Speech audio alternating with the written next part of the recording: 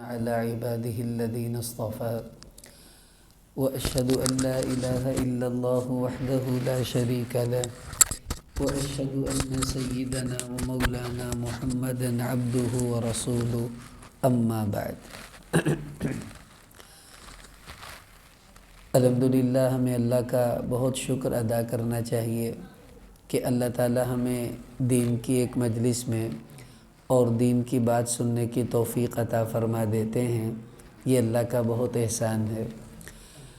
ہمارا آج کا موضوع بڑا اہم ہے، وہ یہ کہ ہم اپنے بچے بچیوں کی شادیاں کرتے ہیں۔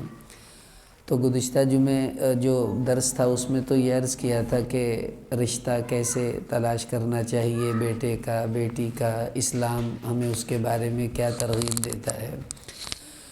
آج ہمارا موضوع بہت اہم ہے، وہ یہ ہے کہ بچے بچیوں کی ہم شادیاں کرتے ہیں تو شادی اسلامی طریقے کے مطابق کیسے ہوتی ہے، کیونکہ ہم مسلمان ہیں اور مسلمان کی خوشیاں اور غمیاں وہ اللہ اور اس کے رسول صلی اللہ علیہ وسلم کی منشا کے تابع ہونی چاہیے۔ ہم آزاد نہیں ہیں، پابند ہیں اللہ کے اور اس کے رسول صلی اللہ علیہ وسلم کے۔ سب سے پہلے تو یہ سمجھیں، ہمارے ایک بزرگ تھے، ان سے کسی نے پوچھا کہ اسلامی شادی کون سی ہوتی ہے؟ انہوں نے فرمایا کہ بغیر نقطوں والی شادی کرو، وہ اسلامی ہوتی ہے۔ پوچھا گیا جی بغیر نقطوں کا کیا مطلب؟ فرمایا اگر شادی کے نقطے اڑا دیں شین کے تو کیا بچے گا؟ لوگوں نے کہا جی شادی۔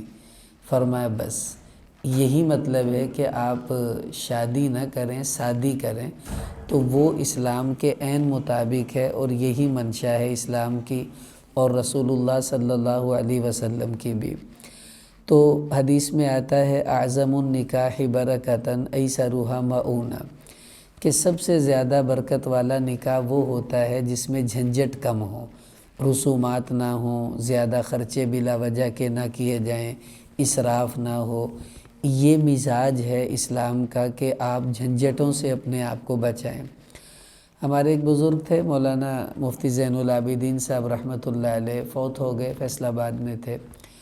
تو انہوں نے ایک جگہ نکاح کے لیے تشریف لے گئے، بڑے فیصل آباد کے کوئی بڑے مالدار آدمی تھے، فیکٹری اونر تھے، تو بہت لوگ مالدار ہی وہاں آئے ہوئے تھے۔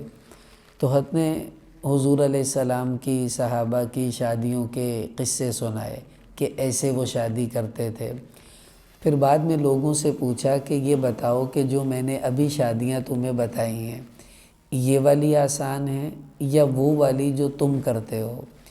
سب لوگوں نے کہا کہ حضرت یہ والی شادی تو بہت آسان ہے جو آپ نے ابھی بتائی ہیں، نہ اس میں کوئی خرچہ، نہ جھنجھٹ، نہ زیادہ مسائل۔ تو فرمانے لگے مفتی صاحب کہ اچھا یہ بتاؤ آئندہ کون کون ایسی آسان شادیاں کرے گا جو میں نے ابھی بتائیں؟ تو فرمانے لگے کسی نے بھی ہاتھ کھڑا نہیں کیا۔ تو میں نے بڑے افسوس سے کہا اوہو، آج امت مشکل پسند ہو گئی۔ یعنی خود مان رہے ہیں کہ جو ہم کرتے ہیں وہ مشکل ہے، تنگی والا طریقہ ہے، اور جو اللہ کے رسول صلی اللہ علیہ وسلم دے کر گئے وہ آسان ہے، اس میں تنگی نہیں ہے۔ لیکن اس کے باوجود بھی ہم تنگی والا کام کرتے ہیں، مشکل والا کرتے ہیں، آسان کام کرنے کو کوئی تیار نہیں ہوتا ہے۔ اسی وجہ سے آج ہمارے مسائل بڑھ گئے ہیں، بہت بڑھ گئے ہیں۔ بیٹی بوجھ کیوں لگتی ہے؟ رسومات کی وجہ سے، کہ جب شادی ہوگی تو ان تمام رسومات کو سامنے رکھ کر جب سوچا جاتا ہے تو بیٹی بوجھ لگنے لگتی ہے۔ بیٹے کی شادی کرنی ہے تب رسومات سامنے آتی ہیں تو بوجھ محسوس ہوتا ہے کہ کیسے مینیج کریں گے اتنا خرچہ۔ تو ہمارے نبی علیہ السلام تو وہ مبارک اور سادہ اور آسان زندگی دے کر گئے جس میں ہمیں تنگی نہیں ہوتی ہے۔ اب اصول سمجھ لیں کہ اسلام میں شادی کے صرف دو ہی فنکشن ہیں، ایک نکاح، دوسرا ولیمہ، اور کوئی فنکشن بھی اسلام میں شادی کا نہیں ہے۔ باقی جو کچھ بھی ہوتا ہے وہ ہم اپنی مرضی سے تو کرتی ہیں، لیکن اسلام نہ ہمیں اس کی ترغیب دیتا ہے، نہ حکم دیتا ہے، اور نہ ہی یہ کوئی آپ صلی اللہ علیہ وسلم کی زندگی سے ثابت شدہ چیزیں ہیں۔ اب دیکھیے ہمارے ہاں شادی جب شروع ہوتی ہے کارڈ سے شروع ہوتی ہے، مطلب پہلے رشتہ ہو گیا، وہ گزشتہ درس میں عرض کر دیا، منگنی منگنی ہو گئی، اب آپ نے سب سے پہلے کارڈ چھپوانے ہوتے ہیں، تو کارڈ ایک اعلان ہوتا ہے کہ فلاں تاریخ کو ہم اپنے بچے کی یا بچی کی شادی کر رہے ہیں، تو ٹھیک ہے آپ اعلان کے لیے کوئی بھی صورت اختیار کر سکتے ہیں، میسیج کر سکتے ہیں، ویسے پیغام دے سکتے ہیں فون پہ، یا کارڈ چھپوانا چاہیں وہ بھی جائز ہے، اسلام میں منع نہیں ہے۔ لیکن ایک بات اسلام ضرور کہتا ہے، اللہ پاک نے خود قرآن میں فرمایا وَلَا تُسْرِفُوا، کہ اسراف نہیں کرو، اور صحیح بخاری میں حدیث آتی ہے اِضَاعَةَ المال، اللہ تعالیٰ کو 3 کام پسند نہیں، ان میں سے ایک ہے مال کو بلا وجہ ضائع کرنا، یہ پسندیدہ نہیں ہے۔ اب دیکھیں کارڈ ہم نے چھپوانے ہیں تو زیادہ کاسٹلی کارڈ کیوں لیں، کیونکہ مقصد تو اعلان ہی ہے، مقصد تو بتانا ہی ہے۔ میرے پاس ایک نمازی آئے، انہوں نے مجھے کارڈ دیا اپنے بچے کی شادی کا، تو بہت عجیب سا کارڈ تھا، لکڑی کا بنا ہوا اور بڑا خوبصورت سا۔ تو میں نے ان سے پوچھا کہ یہ کارڈ کتنے کا ہے؟ تو کہنے لگے جی بس دعا کرو اللہ قبول کرے۔ میں نے کہا بتائیں تو صحیح۔ تو وہ 3200 روپے کا ایک کارڈ تھا، وہ لکڑی کا بنا ہوا تھا، اس کے اندر سے ڈیزائننگ اور بہت خوبصورت سا۔ تو میں نے سوچا 3200 روپے کا یہ کارڈ ہے اور اتنا بھاری تھا وہ، مطلب اٹھانے میں بھی، تو اب اگر انہوں نے 150 200 لوگوں کو، ظاہر ہے اتنا تو بلاتا ہی آدمی، تو اگر 200 کارڈ بھی چھپوائے ہوں تو 6-7 لاکھ تو اس کے کارڈ پہ خرچ ہو گئے ہوں گے۔ اب جس نے اتنے لاکھوں روپے صرف کارڈ پہ لگا دیے، حالانکہ یہی کارڈ اگر 50 60 100 روپے والا بھی وہ استعمال کر لیتے تو کیا فرق پڑنے لگا تھا۔ اب 6-7 لاکھ میں غریب آدمی کی 3 بیٹیوں کی شادی ہو سکتی ہے، جتنے میں ہمارے کارڈ نہیں چھپتے ہیں۔ تو اللہ پاک ہم سے پوچھیں گے کہ تم نے مال کو فضول کیوں ضائع کیا، اتنے میں کتنے غرباء کے گھروں کے چولہے جل سکتے تھے، کتنی غریب بچیوں کا جہیز بن سکتا تھا، جس میں تم نے صرف اپنے کارڈ چھپوائے۔ تو اس لیے اس کا ہمیں خیال کرنا چاہیے کہ کارڈ چھپوانے میں ذرا ہاتھ ہلکا رکھیں، بہت زیادہ مہنگے نہ چھپوائیں، یہ کوئی پسندیدگی کی بات نہیں ہے اور نہ ہی کوئی فضیلت کی بات ہے۔ اس کے بعد یہ کہ کارڈ چھپتے ہیں، آگے آپ نے تقسیم کر دیے، ٹھیک ہے، سب چلتا ہے۔ ہمارے ہاں ایک رواج گاؤں میں ہوتا ہے، شہر میں تو میں نے نہیں دیکھا، گاؤں میں وہ ایک نائی ہوتا ہے، تو وہ یا کوئی بھی ایسا آدمی اس کے ذمے لگاتے ہیں، وہ جس گھر میں بھی جاتا ہے تو ضروری سمجھا جاتا ہے کہ جو کارڈ لے کر آئے اس کو کھانا بھی کھلانا ہے، اس کو پیسے بھی دینے ہیں اور اس کو سوٹ بھی دینا ہے۔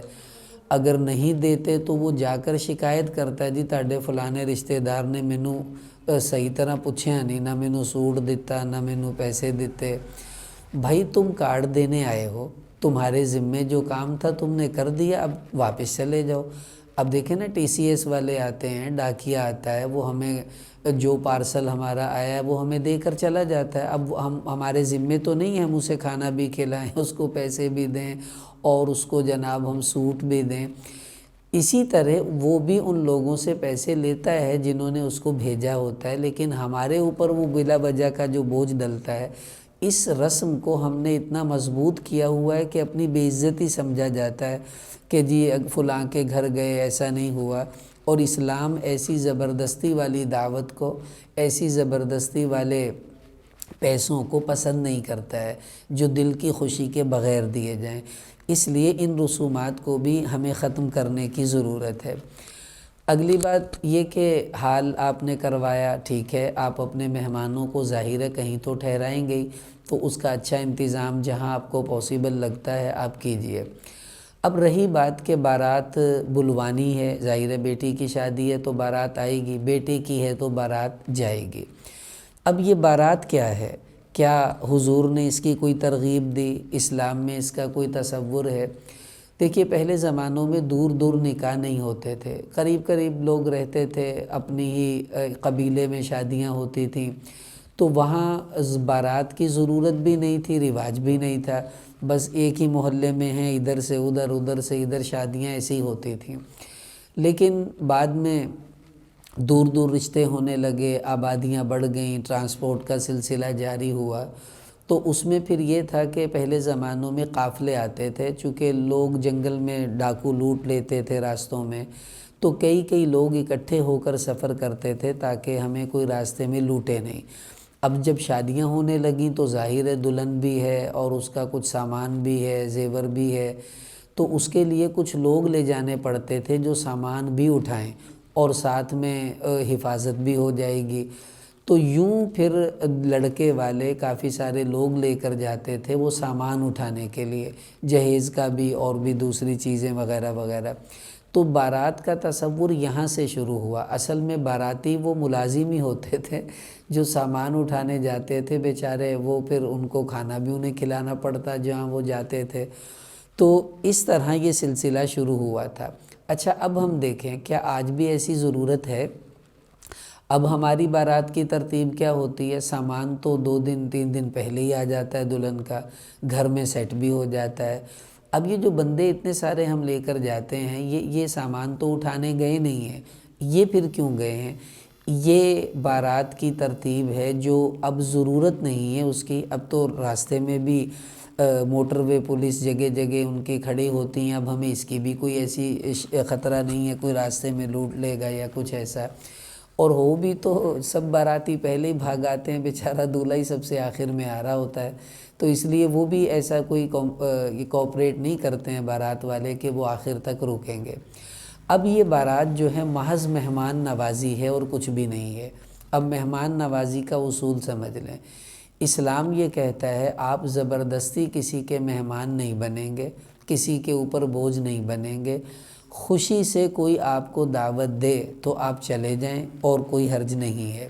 مثلا میری بیٹی کی شادی ہے تو میں یہ چاہوں گا کہ بھئی لڑکے والے کچھ لوگ لے کر آئیں، میں کچھ کھلاؤں پلاؤں، اکرام کروں اور اپنی بیٹی کو عزت سے رخصت کروں گا۔ اب اگر لڑکی والے آپ کو کہیں 200 آدمی لے آؤ، 150 آدمی لے آؤ، تو ٹھیک ہے آپ لے جائیں، چونکہ انہوں نے آپ کو بلایا ہے اور کوئی دعوت کرے تو جانا بھی چاہیے۔ تو آپ ان کے مہمان ہیں، آپ چلے جائیں، جتنے مرد عورتوں کا کہا ہے اتنے ہی لے کر جائیں۔ ایک آدمی بھی فالتو لے جانا ہمارے لیے جائز نہیں، کیونکہ انہوں نے جتنوں کی دعوت دی ہے ہم اتنے تو لے جا سکتے ہیں نا، اس سے زیادہ ان سے پوچھنا پڑے گا۔ اب ہوتا یہ ہے کہ انہوں نے 100 آدمی بلائے، ظاہر انتظام تو 100 کا ہی کریں گے، ہم 150 لے گئے تو اگلے 50 کا کھانا ایک دم میں تو نہیں پکنے کا۔ اب نتیجہ یہ نکلتا ہے کھانا کم پڑ جاتا ہے، بچی والوں کی بے عزتی ہوتی ہے، مہمانوں کی بے اکرامی ہوتی ہے۔ یہ بالکل غلط طریقہ ہے۔ یا تو ان کو بتائیں ہم زیادہ لوگ لائیں گے، یا اتنے ہی لے کر جائیں جتنے انہوں نے بلوائے ہیں۔ یہ ہے صحیح طریقہ اگر بچی والے دعوت دیں، لیکن بچی والوں نے کچھ نہیں کہا۔ لڑکے والے کہتے ہیں جی اسی 300 بندے لے کے آنے، اسی 200 بندے لے کے آنے، تے اے چیزاں تسی کھوانیاں نے نال، میرے مہماناں دی عزت ہونی چاہیے، انیاں ڈشاں ہونیاں چاہیے۔ اب بچی والوں کا چاہے ذہن ہو 50 آدمیوں کا، یہ اس کو 200 کی دعوت دے رہا ہے۔ ان کا ذہن ہو 1 ڈش میں ہی گزارا کر دیں، یہ کہہ رہا ہے جی 4 ڈشیں ہونی چاہیے۔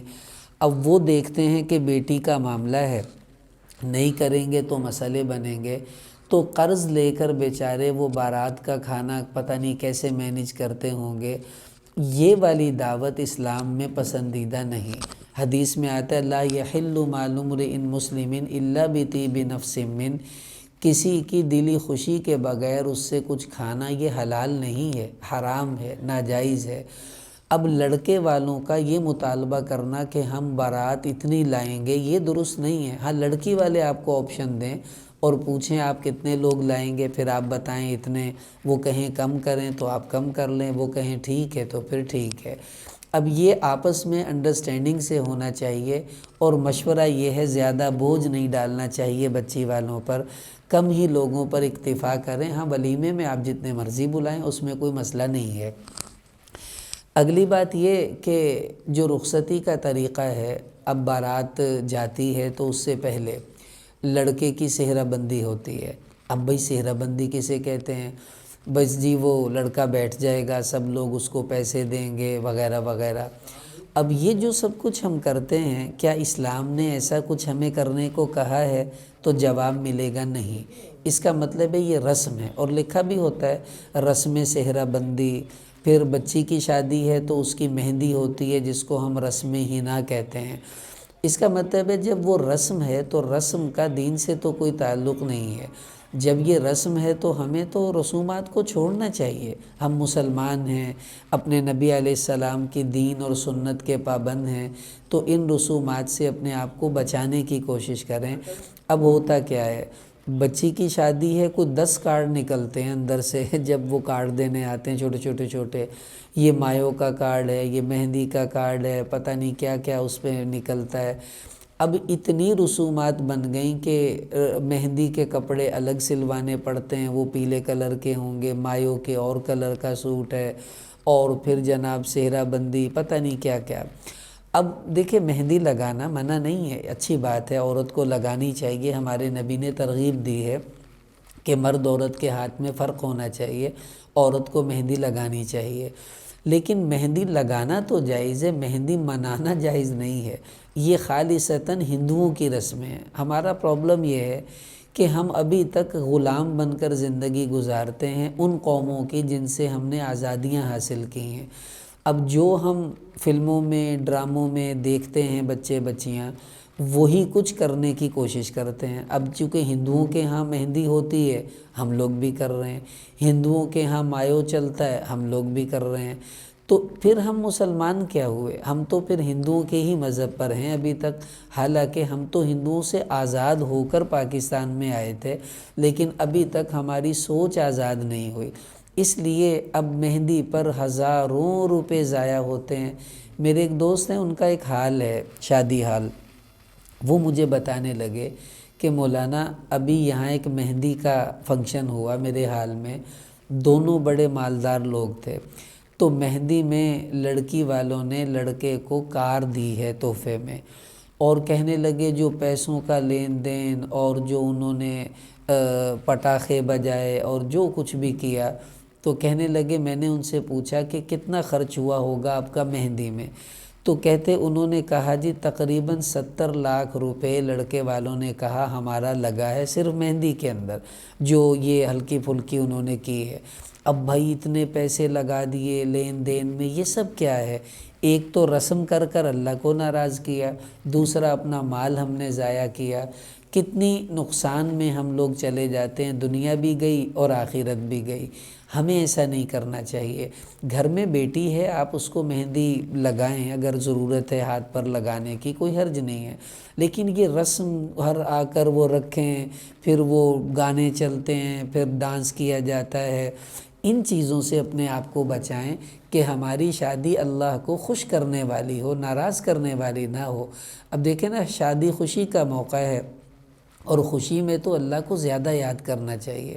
ہمارے ایک بزرگ انہوں نے بڑی پیاری مثال دی، فرمانے لگے عید خوشی کا موقع ہے، آگے پیچھے ہم لوگ نماز پڑھتے ہیں تو اللہ اکبر کہہ کے نماز شروع کرتے ہیں، اللہ اکبر کہہ کر رکوع میں جاتے ہیں، لیکن عید میں آپ اللہ اکبر ایک دفعہ نہیں 3 دفعہ ہر رکعت میں زیادہ کہنا پڑتا ہے کہ اب بھئی یہ 3 بار اللہ اکبر کیوں کہہ رہے ہیں؟ یہ بتانے کے لیے کہ آج عید ہے، خوشی ہے، اور خوشی میں اللہ کو زیادہ یاد کرنا چاہیے۔ تو شادی بھی خوشی کا موقع ہے، اس میں اللہ کو ہم بالکل ہی بھلا دیتے ہیں، حالانکہ اس میں اللہ کو زیادہ یاد کرنا چاہیے۔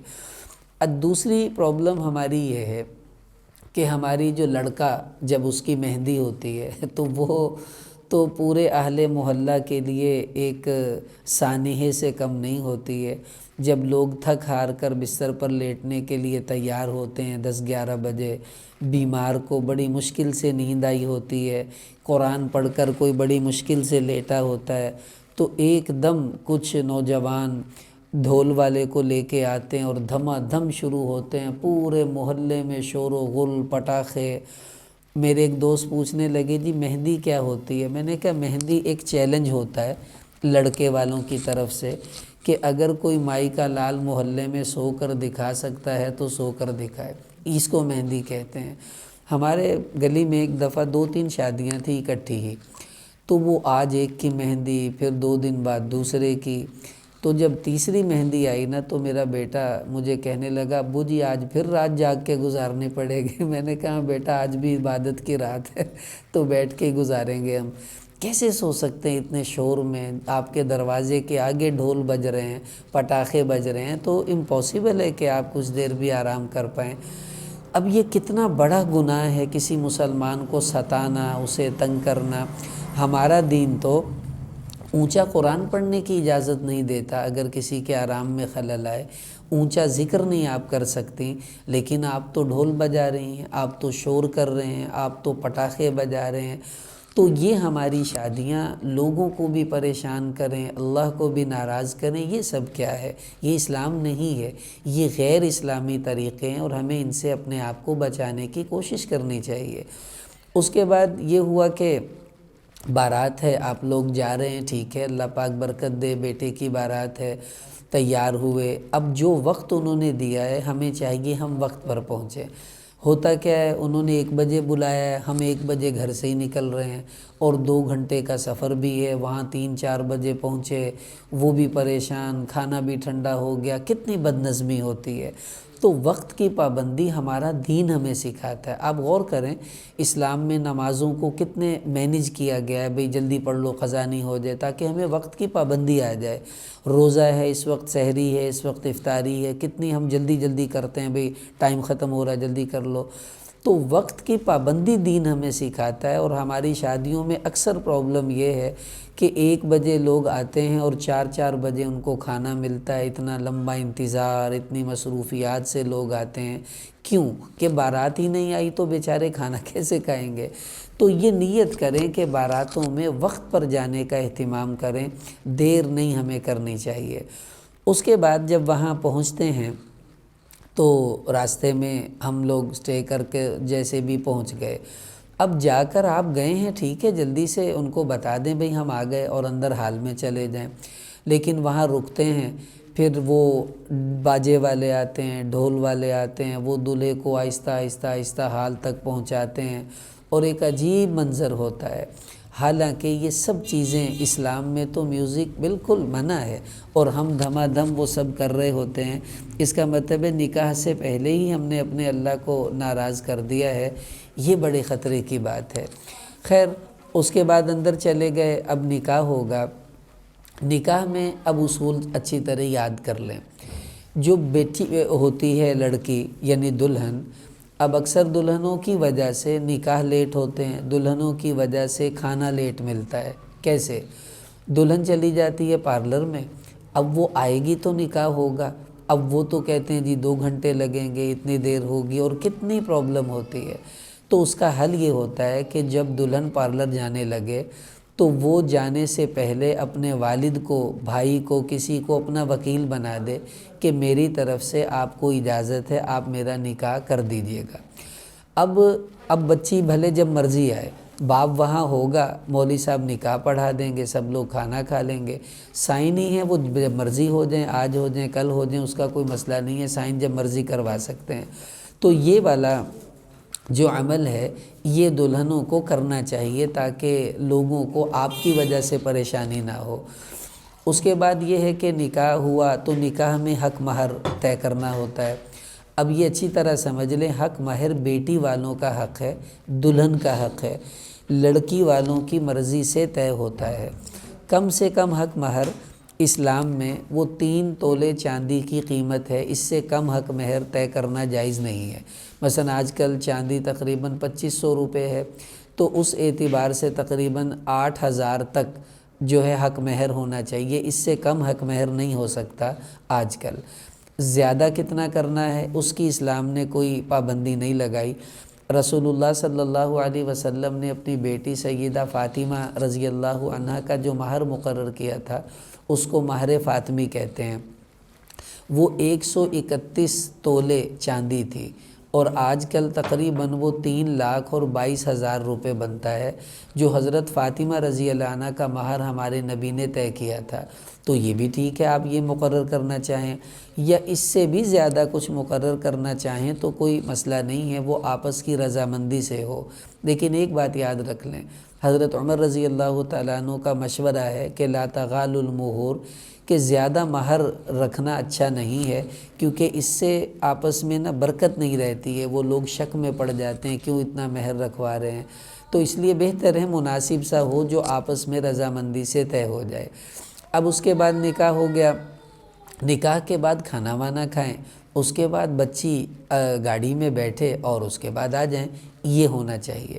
اب یہاں ایک بات تو یہ سمجھیں، بعض لوگ کہتے ہیں کہ جی بیٹی کو خود چھوڑ کر آنا سنت ہے، باپ اور ماں خود اپنی بیٹی کو اس کے سسرال چھوڑ کر آئیں۔ بعض کہتے ہیں نہیں جی نہیں، بارات آئے اور وہ لے کر جائیں۔ اب یہ کوئی جھگڑے کی بات نہیں ہے، اصل میں آپ صلی اللہ علیہ وسلم کی اپنی بیٹی فاطمہ، حضور نے جب ان کا نکاح کیا تو آپ خود اپنی باندی کے ذریعے اس کے گھر ان کو بھجوا دیا تھا۔ کیوں؟ اس لیے نہیں کہ یہ کوئی شریعت کا حکم ہے یا ضروری ہے، اس لیے کہ حضرت فاطمہ اور حضرت علی ایک ہی گھر میں رہے ہیں، حضرت علی نے وہیں پرورش پائی ہے۔ اب یوں سمجھ لیں دو بھائی رہتے ہیں ایک ہی مکان میں، ایک اوپر رہتا ہے ایک نیچے رہتا ہے، اب رخصتی ہوگی، اوپر سے بچی نیچے آئے گی یا نیچے سے اوپر جائے گی، یا سامنے والے گھر میں جائے گی پچھلی گلی میں جائے گی، تو اتنا قریب ہو تب تو کوئی حرج نہیں ہے، آپ اپنی بچی کو خود بھی چھوڑ سکتی ہیں۔ لیکن دوسرے شہر میں یا بہت دور ہو تو پھر ایسے کرنا یہ تو پچھلے زمانوں میں کہیں بھی ثابت نہیں، اور آج کل کے حساب سے مشورہ یہ ہے کہ مناسب ہے کہ بارات ہی آئے اور وہ عزت کے ساتھ آپ کی بیٹی کو لے کر جائیں، خود چھوڑ کر نے جانا آج کل کے ماحول کے مطابق جو ہے یہ مناسب نہیں ہے، البتہ جائز ضرور ہے، کوئی کرے تو کوئی حرج بھی نہیں ہے۔ اگلی بات یہ کہ نکاح میں جب سے پہلے جہیز ہم لوگ بھیج دیتے ہیں، اب یہ سمجھ لیں جہیز کسے کہتے ہیں؟ باپ اپنی خوشی سے اپنی بیٹی کو اس کی ضروریات زندگی جو بھی دینا چاہے وہ دے دے، شریعت اسے منع نہیں کرتی ہے، روکتی نہیں ہے۔ اب جہیز دینا حرام نہیں ہے، جہیز لینا حرام نہیں ہے، جہیز مانگنا حرام ہے، اس کا مطالبہ حرام ہے، اور لسٹ دینا حرام ہے کہ یہ چیزیں ہمیں چاہیے، اس سائز کی ہوں، فلاں کمپنی کی ہوں۔ بھائی وہ اپنی بیٹی کو بیاہ رہے ہیں، بیچ تو نہیں رہے ہیں جو آپ اس کی قیمت لگا رہے ہیں، اپنے جگر کا ٹکڑا جس نے دے دیا اور پیچھے رہ کیا گیا۔ اس لیے یاد رکھیں جہیز مانگنا حرام ہے۔ بعض لوگ تو منہ سے مانگتے ہیں کہ جی ہمارے وہ جاننے والے تھے، ان کی شادی ہونے لگی بچی کی، تو سسرال والے ان سے کہنے لگے جی وہ موٹر سائیکل نا 1 to 5 دینا، 70 تے ساڈے کول ہیگا وا۔ وہ کہتے میں نے آپ سے کب کہا میں نے موٹر سائیکل دینا ہے؟ کہ جی نہیں موٹر سائیکل تے اسی لینے ہوندے، ساڈے تے سارے منڈیاں دا ویاہ ہویا اگلے نے موٹر سائیکلاں دتیاں۔ اب وہ بیچارہ کہنے لگا مجھے مجبوراً موٹر سائیکل دینا پڑا، حالانکہ میرا تو ارادہ بھی نہیں تھا۔ ایک اور نمازی بتانے لگے بیٹی کی شادی کی تو لڑکی کے دیور کا فون آیا کہ انکل کمرہ بڑا ہے، 2 ٹن والا اے سی دیجیے گا۔ کہتے حالانکہ ہم نے اے سی دینا ہی نہیں تھا۔ میں نے کہا بیٹا 2 ٹن والا؟ کہتے ہاں وہ 1.5 ٹن کا نہیں چلے گا، 2 والا ہمیں چاہیے، ذرا بڑا کمرہ ہے۔ کہنے لگا میں نے قرض لے کر اپنی بیٹی کو پھر اے سی دیا کہ اب انہوں نے منہ سے مانگا ہے، میں کیا کروں؟ یہ ہے وہ لعنت جس سے اسلام روکتا ہے، جس سے علماء منع کرتے ہیں۔ تو جہیز مانگنا حرام ہے، اس کا مطالبہ برا ہے۔ ہاں کوئی خود سے اپنی بیٹی کو جو بھی دینا چاہے نہ دینا حرام ہے، اور نہ اس بیٹی کا گھر میں آ کر جہیز لگانا اور آپ اس کو لے لیں تو یہ منع نہیں ہے، لیکن مانگنا بری بات ہے، یہ ہمیں بھی سمجھنا چاہیے ان چیزوں کو۔ اگلی بات یہ کہ شادی ہو گئی اور اب رخصتی ہونے لگی ہے۔ اب ہمارے ہاں ایک رسم ہے کہ لڑکا لڑکی والے پورشن میں جاتا ہے، پھر لڑکی اور لڑکا اکٹھے بیٹھتے ہیں، پھر فوٹو شوٹ ہوتا ہے، اس کے بعد لڑکیاں آ کر اس کی جوتی اتار لیتی ہیں، سالی جو ہے۔ اب کیا ہو رہا ہے جی؟ اب جوتا چھپائی ہو رہی ہے۔ اچھا آپ بتائیے چوری کرنا کتنی بری بات ہے؟ راہ چلتے آدمی کی چیز آپ چھین لیں اور کہیں بھئی اتنے پیسے دو گے تو واپس کریں گے۔ اب کسی کو پتہ چلے وہ کہیں گے بھئی کتنے گندے لوگ ہیں، یہ تو چیزیں چھینتے ہیں پھر پیسے مانگتے ہیں، اس کو تو سراسر ظلم اور ڈاکہ ہی کہیں گے، اور کیا کہہ سکتے ہیں۔ اب بیچارہ دولہا آ کر بیٹھا ہے، اس کی جوتی اتار لی کہ جی 2 لاکھ روپے دیں تب جوتا دیں گے، اس کا جوتا 5,000 کا ہے اور مانگ 2 لاکھ روپے رہی ہیں، 1 لاکھ روپے رہی ہیں۔ کیوں؟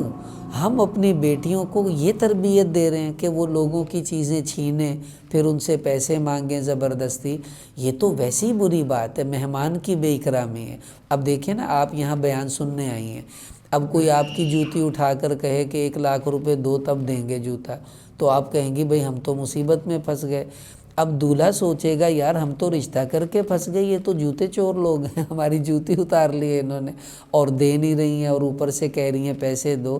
اب جو ہندو کر رہے ہیں دیکھا دیکھ ہم بھی کر رہے ہیں، پھر ہم کہاں ہیں؟ ہم کس راستے پر ہیں؟ اسلام تو ہمیں اس کی ترغیب نہیں دیتا، نہ اس کو پسند کرتا ہے۔ تو ان رسموں کو ختم ہونا چاہیے، یہ قطعاً مناسب نہیں ہے۔ پھر دودھ پلائی کی رسم ہوتی ہے، رسم ساتھ ہے، یہ شکر ہے لوگ اسے سنت نہیں کہتے، مانتے ہیں یہ رسم ہی ہے۔ اب دودھ پلائی، دنیا کا سب سے مہنگا دودھ وہی ہوتا ہے جو بیچارہ دولہا پیتا ہے۔ 1 گلاس کی قیمت 50 ہزار، 1,00,000 اس کو دینی پڑتی ہے۔ 1 گھونٹ پیتا ہے مشکل سے اور 1,00,000 دے رہا ہوتا ہے۔ دنیا کا سب سے مہنگا دودھ وہی ہے، کہتے ہیں جو بیچارہ دولہا پیتا ہے۔ اب کیوں ہم ایسا کرتی ہیں؟ کیا آپ کے گھر میں کوئی آئے، آپ اس کو کچھ کھلا پلا کر پیسے مانگتی ہیں؟ نہیں، یہ بے اکرامی ہے۔ تو اس وقت وہ دولہا ہمارے گھر مہمان آیا ہے اور ہم کیا تاثر دے رہے ہیں کہ اس کو دودھ پلا کر پیسے لے رہے ہیں، اس کی جوتی اٹھا کر پیسے لے رہے ہیں، تو وہ تو کہے گا بھائی میں تو کسی کرپٹ خاندان میں پھنس گیا ہوں، یہ تو ہر چیز پر ہی پیسے لے رہے ہیں، ہماری جان تو نہیں چھوٹنے کی ہے۔ نہیں ایسا کرنا چاہیے، یہ بے اکرامی ہے آنے والے مہمان کی، اور اسلام بھی ہمیں منع کرتا ہے ایسے کاموں سے۔ اس کے بعد رخصتی ہوتی ہے تو بیٹی کے سر کے اوپر قرآن رکھ کر اس کو گاڑی تک لے کر جاتے ہیں، حال سے قرآن لے لیتے ہیں اور اس کے بعد وہیں رکھ دیتے ہیں۔ دیکھیں قرآن تو ہدایت کی کتاب ہے، پڑھنے کے لیے ہے، عمل کرنے کے لیے ہے، یہ اللہ نے شادیوں کے لیے نہیں اتاری ہے، رخصتیوں کے لیے نہیں اتاری ہے۔ تو یہ قرآن پاک کی بھی بے حرمتی ہوتی ہے، اس طرح قرآن کے ساتھ رخصتی جو کی جاتی ہے، اس سے بچنا چاہیے۔ اور جس نے پکڑا ہوا ہے اس کا وضو بھی نہیں ہوتا خیر سے، کیونکہ اتنی دیر شادی کام وضو کسی کا قائم رہتا ہے، اور وہ اسی طرح چلی جاتی ہیں۔ تو اس سے ہمیں پرہیز کرنا چاہیے، بچنا چاہیے۔ اب رخصتی ہو کر دلہن گھر میں آئی، آتے ہی جناب اب گود بٹھائی کی رسم ہو رہی ہے، اب دیور اس کی گود میں بیٹھ جاتا ہے۔ کتنی بڑی بے حیائی کی بات ہے، ایک غیر محرم کو آپ اس کی گود میں بٹھا رہی ہیں۔ حدیث میں ہمارے نبی سے پوچھا کہ حضور دیور کے بارے میں آپ کا کیا کہنا ہے؟ ہمارے نبی نے فرمایا الحم و الموت، کہ دیور یہ تو موت ہے، موت، یعنی بھابھی کے لیے اس سے خطرناک گھر میں کوئی بھی نہیں ہوتا۔ کیوں کہ یہ رہتا بھی گھر میں ہے، کسی کو شک بھی نہیں ہوتا ہے، اور اسی سے زیادہ خطرہ ہوگا شیطان اس کے دل میں کوئی برائی کا جذبہ ڈال دے، تو یہ نہیں ہونا چاہیے۔ اب چونکہ ہندو کرتے ہیں اور ہم لوگ میڈیا پر جو دیکھ رہی ہیں وہ کرتی ہیں، یہی تو اصل ہمارا المیہ ہے کہ کلمہ نبی کا پڑھتی ہیں اور زندگی غیروں کے طرز پر ہے، اس سے بھی بچنا ہے۔ اس کے بعد کیا ہوتا ہے کہ دلہن کی بیچاری کی ساری نمازیں ضائع ہو جاتی ہیں۔ پارلر گئی تھی، وہاں نمازیں اس کی قضا ہوئیں، رخصتی ہوئی تو نمازیں قضا۔ اب نماز اگر ہم پہلے نماز پڑھتی ہیں اور شادی والے دن ساری نمازیں رہ گئیں، تو اس کا مطلب ہے اللہ نے جو اتنی بڑی نعمت ہمیں دی شادی کی، خاوند کی، ہم بجائے اللہ کا شکر کرتی الٹا اللہ کی ناشکری کر دی، اس کو ناراض کر دیا، کتنا نقصان کیا۔ اس لیے دلہن کو چاہیے وہ وضو کر کے میک اپ کروائے تاکہ اس کا وضو ہو اور نمازیں بھی پڑھتی رہے اسی حالت کے اندر۔ اور اگر نیل پالش وغیرہ لگی ہے تو ریموور ساتھ اس کے ہونا چاہیے تاکہ وہ ریموور کو اتار کر اپنی بقیہ نمازیں بعد میں وہ بھی آسانی سے پڑھ سکے۔ خیر، اب یہ ہو گیا۔ اس کے بعد پھر کیا ہوتا ہے؟ اب جی صندوق کھلوائی کی رسم ہوتی ہے اکثر جگہوں پر، کہ دلہن کا سامان کھولتے ہیں اور جو بھی نندوں کو اچھی چیز لگتی ہے وہ لے لیتی ہیں، حالانکہ اس بیچاری کی ماں باپ نے اس کے لیے دی ہیں، اور یہ جناب لے لیتی ہیں، اب وہ بول بھی نہیں سکتی ہے۔ تو بہرحال یہ تو یعنی یہ بھی ایک زبردستی لینے والا مال ہے، اور ان رسومات کو بھی ہمیں اپنے معاشرے سے نکالنا چاہیے۔ اب رہ گیا ولیمہ، تو ولیمے کے حوالے سے سمجھ لیں ولیمہ وہ دعوت ہے جو نکاح کے بعد بھی اگر کریں تو جائز ہے، مطلب رخصتی نہیں بھی ہوئی، صرف نکاح ہی ہوا ہے اور اس کے بعد بھی ولیمہ ہو تو اس کی بھی گنجائش ہے، لیکن بہتر یہ ہے جب رخصتی ہو اس کے بعد جو دعوت کھلائی جائے اسے ہی ولیمہ عموماً سمجھا جاتا ہے۔ اب ولیمہ ہمارے نبی نے بہت سادہ بتایا ہے، مطلب حضور نے ایک ولیمہ کیا دودھ اور کھجوروں سے، ایک ولیمہ کیا آپ نے ہلکا سا کوئی حلوہ تھا بنوا کر وہ کھلا دیا، کھلا ولیمہ بھی کیا ہے۔ تو آپ اپنی حیثیت کے مطابق اپنے بچے کا ولیمہ کریں، قرض نہ لیں، جتنی حیثیت ہے اتنا کر دیں، بالکل حیثیت نہیں ہے تو کوئی بات نہیں، گھر میں جو کھانا اگلے دن پکے گا اسی کھانے میں ولیمے کی نیت کر لیں، گھر والوں کو کھلا دیں، تھوڑا سا غریبوں کو بھی دے دیں تو ولیمے کی سنت ادا ہو جائے گی اور آپ کو اس کا پورا ثواب انشاءاللہ ملے گا۔ تو اس لیے بس کوشش یہ کریں کہ شادیوں میں قرض کا بوجھ اپنے سر پر نہ لیں اور زیادہ جھنجھٹ اپنے سر پر نہ لیں، سادگی سے کریں، انشاءاللہ اس میں برکت بھی ہوگی، خیر بھی ہوگی، اللہ بھی خوش ہو جائیں گے اور آپ پر بوجھ بھی نہیں ہوگا۔ ورنہ باپ ایک بیٹی بیاتا ہے اور پوری زندگی اس کا قرض بیچارے کا نہیں اترتا ہے، وہ اسی بیٹی کا ہی قرض اتارنے میں گزر جاتی ہے، تو ایسے نہیں ہونا چاہیے۔ بہرحال آج چونکہ اسپیکر ٹھیک نہیں تھا تو بیان ہمارا وقت پہ شروع نہیں ہو سکا، تو بس اتنا ہی کافی ہے، مزید انشاءاللہ باتیں آتی رہیں گی۔ اگلا ہمارا درس اس حوالے سے ہوگا کہ شادی کے بعد جو دلہن ہے اس کو گھر میں کیسے رہنا چاہیے، سسرال والوں کے ساتھ، خاوند کے ساتھ اس کا کیسا تعلق ہو، یہ بڑا اہم معاملہ ہے کہ ہمیں اپنی بیٹیوں کی تربیت میں یہ باتیں ان کو خود سکھانی چاہیے، وہ انشاءاللہ اگلے درس میں آ جائیں گی۔ اللہ تعالی ہم سب کو ان باتوں پر عمل کرنے کی توفیق عطا فرمائے۔ یہ کچھ بہنوں کی طرف سے ان کے مسائل ہیں، کچھ دعا کی درخواستی ہے، دعا تو انشاءاللہ بیچ میں ہو جائیں گی۔ باقی کچھ بہنوں کا معاملہ ہے، اللہ تعالیٰ ان کو عافیت ہی فرمائے۔ بیماری کے حوالے سے آپ صلی اللہ علیہ وسلم نے فرمایا کہ لا حول ولا قوة الا باللہ شفاء من 99 داء، اللہ نے 99 بیماریوں کی شفا اس کلمے میں رکھی ہے، لا حول ولا قوة الا باللہ۔ اس لیے اس کی ایک تسبیح صبح ایک شام کو ضرور کر لینی چاہیے، انشاءاللہ ہماری بیماری بھی اسی میں ہوگی اور اللہ تعالیٰ اس کا حل بھی ضرور فرما دیں گے۔ باقی کاروباری مسائل ہیں تو اس کے حوالے سے عرض ہے، ایک تو صلاۃ الحاجت روز پڑھیں، اللہ سے مانگیں، دوسرا یہ ہے کہ سورہ واقعہ رات کو ضرور پڑھنے کا اہتمام کریں، اللہ پاک اس کی برکت سے انشاءاللہ کاروباری مسائل کو حل فرمائیں گے۔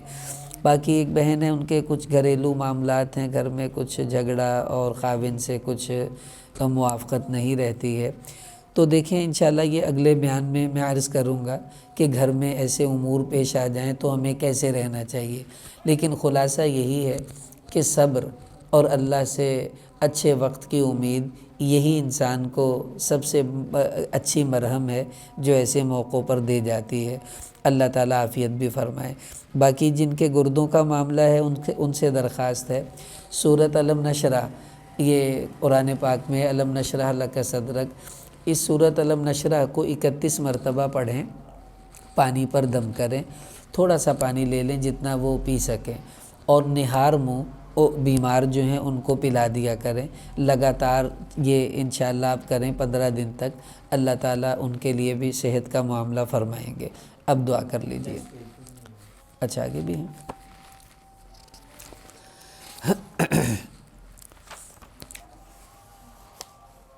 ٹھیک ہے، ان کا بھی تقریباً سیم ہی ہے۔